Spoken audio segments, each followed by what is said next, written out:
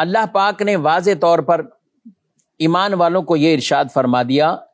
کہ یا ایھا الذین آمنوا لا تتخذوا عدوی وعدوکم اولیاء، اے ایمان والو میرے دشمن اور اپنے دشمنوں کو تم دوست نہ بناؤ۔ انہوں نے تو تمہیں وہاں سے نکال دیا اس بات پر کہ تم ایمان لائے ہو، اب بھی تم ان کی طرف کوئی پیغام محبت کا پہنچاتے ہو، تو یہ احکامات نازل فرما دی۔ اس کے پیچھے بھی ایک واقعہ ہوا تھا، اس کا پورا ایک پس منظر ہے، اور وہ واقعہ اور وہ پس منظر یہ ہے کہ جب نبی کریم علیہ السلام فتح مکہ کے بارے میں ایک تیاری فرما رہے تھے، آپ کی مشاورتیں جاری، اپنے قریبی اصحاب سے میٹنگ کر رہے ہیں اور ایک تیاری کر رہے ہیں فتح مکہ کے لیے، تو ایک خاتون مکہ مکرمہ سے مدینہ منورہ آئی۔ جب وہ مدینہ منورہ آئی تو اس خاتون سے نبی کریم صلی اللہ علیہ وسلم نے پوچھا کہ کیا تم مسلمان ہو کر آئی ہو؟ تو اس نے کہا نہیں۔ فرمایا کیا تم نے ہجرت کی ہے؟ تو اس نے کہا نہیں۔ تو پوچھا پھر کیوں آئی ہو؟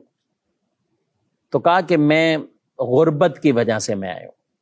اور اس خاتون کا تعلق چونکہ بنی ہاشم کے خاندان میں سے تھا، تو وہاں پہ کچھ لوگوں نے، یعنی حضرت عبد المطلب آپ ان کی جو اولاد میں سے تھے، انہوں نے کچھ نہ کچھ اس کی مدد کی۔ اتنے میں ایک اور شخص تھے، انہوں نے بھی ان کی کچھ مدد کی، 10 دینار بھی دیے اور کچھ کپڑا اور کچھ اور چیزیں، لیکن ساتھ ساتھ یہ کہا کہ میں تمہیں ایک خط دیتا ہوں اور تم جا کر کفار کو یعنی قریش کو یہ خط دے دینا۔ اس خط میں انہوں نے پورا فتح مکہ کے حوالے سے لکھ دیا کہ مسلمان اور نبی صلی اللہ علیہ وسلم یعنی مدینہ سے باقاعدہ اب یہ فتح مکہ کی تیاریاں کر رہے ہیں، یہ تم پر آئیں گے،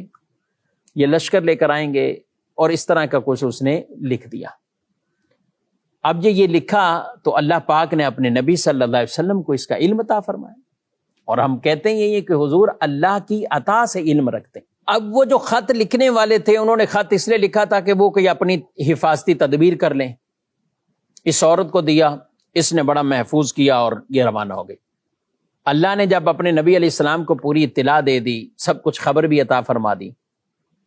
تو آپ نے کچھ لوگوں کو گھوڑوں پر پیچھے بھیجا، ان میں سے حضرت علی کرم اللہ تعالی وجہہ الکریم آپ بھی تھے۔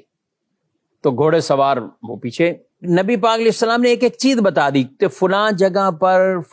پر وہ ملے۔ تو حضور السلام نے جو جگہ نشانی بتائی تو وہ عورت مل گئی ان کو، یہ پیچھے گئے۔ جب حضرت علی رضی اللہ عنہ نے کہا کہ وہ خط دے دو جو تمہارے پاس ہے، تو اس نے انکار کیا، میرے پاس کوئی خط نہیں۔ آپ رضی اللہ تعالیٰ عنہ نے کہا کہ ہمارے نبی صلی اللہ علیہ وسلم کی بات خلاف واقع نہیں ہو سکتی، خط تمہارے پاس ہے، میں نے تم سے لینا ہے، خط دو، اگر تم وہ خط نہ دو گی تو تمہاری گردن اڑا دوں گا، کیونکہ حضور اسلام کی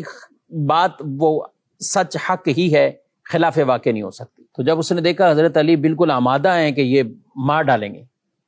تو اس عورت نے اپنی چٹیا سے وہ خط نکال کر وہ دے دیا، یعنی بالوں کے اندر وہ چھپایا ہوا تھا،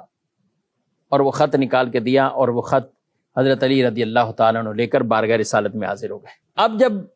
خط لیا آپ صلی اللہ علیہ وسلم کے پاس پہنچا تو وہ تو لکھنے والے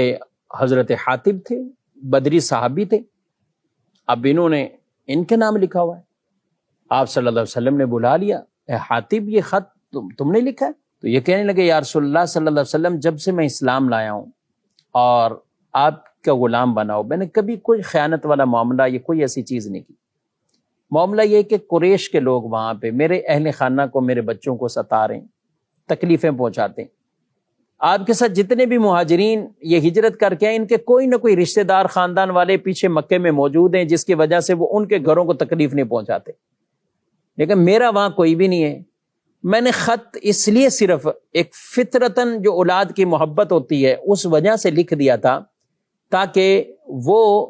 میرے بچوں پہ تکلیف نہ کریں اور انہوں کو نہ ستائیں، میں قریش پر کوئی ایک احسان کر دوں، باقی جو معاملہ ہے وہ تو ہونا ہی ہے، جو اللہ تعالیٰ نے مقدر فرما دیا ہے، یعنی فتح مکہ، یہ ساری جو کچھ ہے وہ تو ہونا ہی ہے۔ یہ ایک عذر پیش کیا، معافی طلب کی، عذر پیش کیا۔ حضرت عمر رضی اللہ تعالیٰ عنہ جلال میں آئے کہ میں تو اس کا کام نہ کر دوں یا رسول اللہ صلی اللہ علیہ وسلم، اس کا کام ہی تمام کر دیا جائے۔ تو آپ صلی اللہ علیہ وسلم نے فرمایا نہیں عمر تم جانتے ہو یہ بدر میں ہمارے ساتھ، اور بدر والوں کی یہ شان بھی گویا کہ بیان فرما دی کہ اللہ پاک نے ان کی مغفرت فرمائی۔ تو حضرت عمر کی آنکھوں سے آنسو جاری ہو گئے، سبحان اللہ،